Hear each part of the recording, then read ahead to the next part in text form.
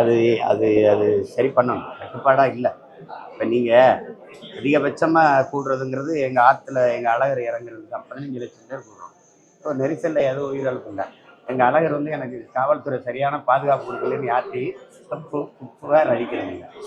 அதனால் அது ஒழுங்கு. அங்கே எல்லாரும் ஒரு பக்தியோடு கூடுறாங்க, ஒரு கண்ணியம் இருக்குது, ஒழுங்கு இருக்குது.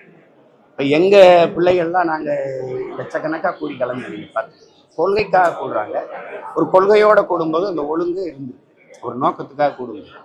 அது இல்லை அப்படிங்கும்போது அது ஒரு நெரிசலாயிடும்.